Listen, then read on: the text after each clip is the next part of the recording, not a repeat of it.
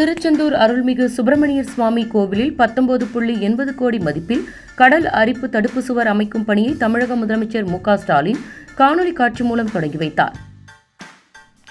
திராவிட முன்னேற்றக் கழகம் சார்பில் குலசேகரப்பட்டினம் முத்தாரம்மன் திருக்கோவிலில் 5004 மாபெரும் திருவிளக்கு பூஜை நடைபெற்றது.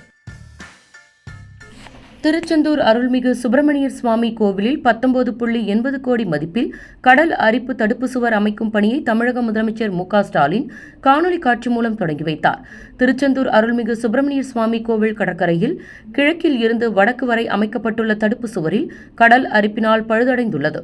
இதனை தடுக்கும் விதமாக கிழக்கில் இருந்து வடக்கு வரை கடல் அரிப்பை தடுக்கும் சுவர் கட்டப்படும் என 2022-23 ஆண்டு சட்டமன்றத்தில் அறிவிக்கப்பட்டது.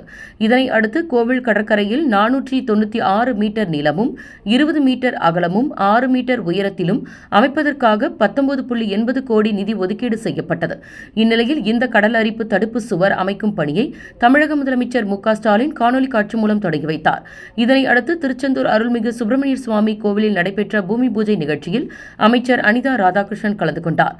இதனை அடுத்து கல்வெட்டை திறந்து வைத்தனர்.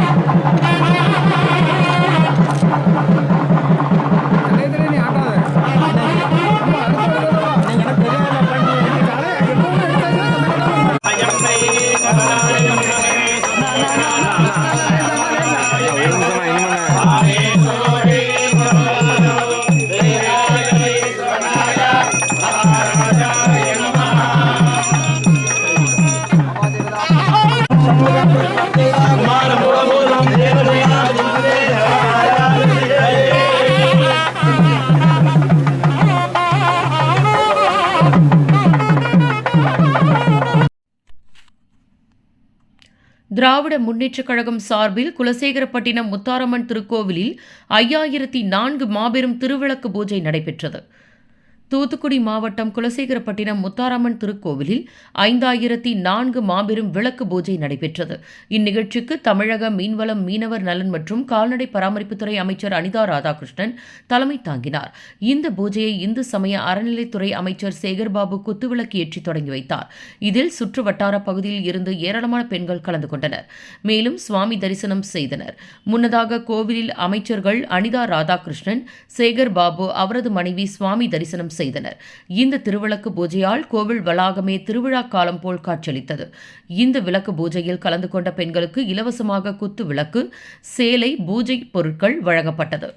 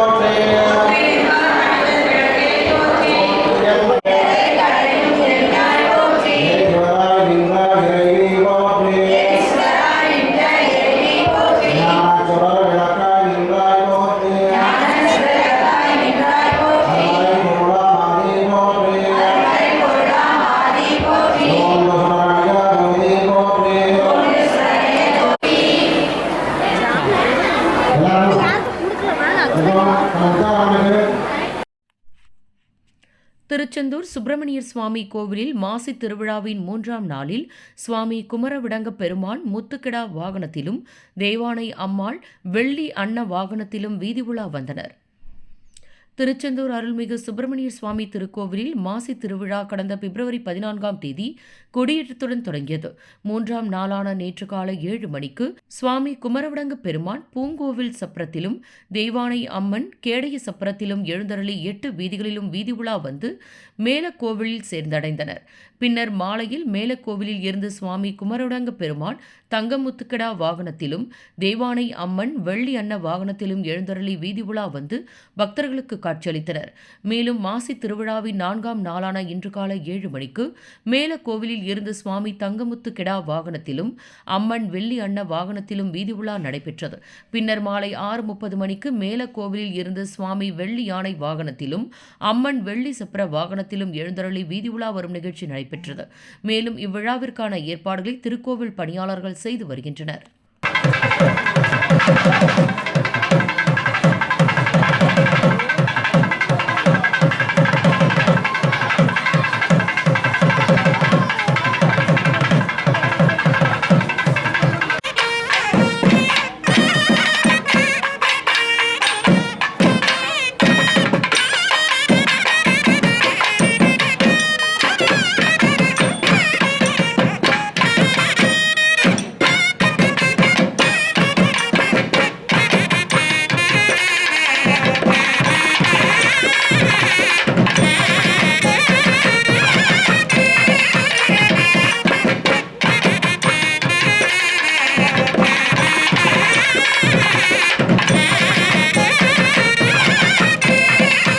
தூத்துக்குடி மாவட்ட காவல்துறை சார்பாக சைபர் கிரைம் குறித்த பொதுமக்களுக்கு விழிப்புணர்வை ஏற்படுத்தும் வகையில் பள்ளி, கல்லூரி மாணவ மாணவிகள் கலந்து கொண்ட விழிப்புணர்வு பேரணி.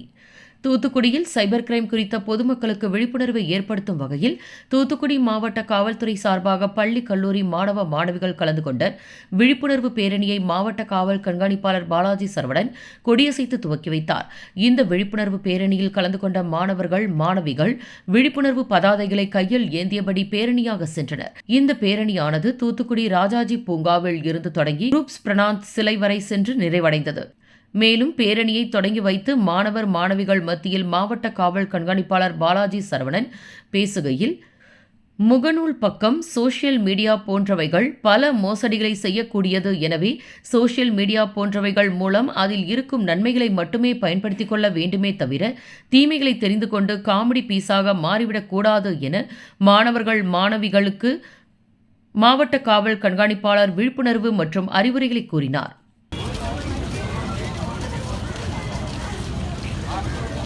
நெட்டில் வரக்கூடிய கால்ஸோ, ஃபேஸ்புக்னு ஒன்று சொல்கிறாங்க, ஃபேஸே இல்லாத புக் தான் ஃபேஸ்புக்குன்னு. என் ஃபோட்டோ வச்சு நீங்கள் கூட ஃபோட்டோ வச்சுக்கலாம், நான் தானே போட்டுக்கலாம். அதனால் அந்த ஃபேஸை வச்சு நம்ம ஏமாந்துட்டு இருக்க வேண்டிய அவசியம் இல்லை. ஸோ இந்த சோஷியல் மீடியாக்குள்ளே இருக்கக்கூடிய நன்மைகளை தான் நம்ம பயன்படுத்திக்கணும். முதல்த்து கெட்ட விஷயங்களுக்குள்ள நம்ம போகக்கூடாது. அது இருந்தான்னா நம்ம காமெடி பீஸாக ஆக மாட்டோம். தேவையில்லாமல் காமெடி பீஸ் ஆகக்கூடாது. சரியா? அதான் நான் சொல்ல வர்றேன். வேற எதுவுமே நான் இல்லை. நீங்க எல்லாம் நல்லா படிக்கணும், கான்ஃபிடென்ட்டா இருக்கணும், தன்னம்பிக்கையா இருக்கணும். ஓகே, தன்னம்பிக்கையா நீங்க படிக்கிறப்போ உங்களால சாதிக்க முடியும். அப்படி சாதிச்சவங்க தான் இங்க ஆபீசர்ஸா உங்களுக்கு முன்னால நின்றுட்டு இருக்கக்கூடியவங்க, உங்க டீச்சர்ஸ் எல்லாமே. அதனால ஒவ்வொருத்தரும் கான்ஃபிடென்ட்டா இருங்க, நீங்க சாதிக்கலாம். ஓகே.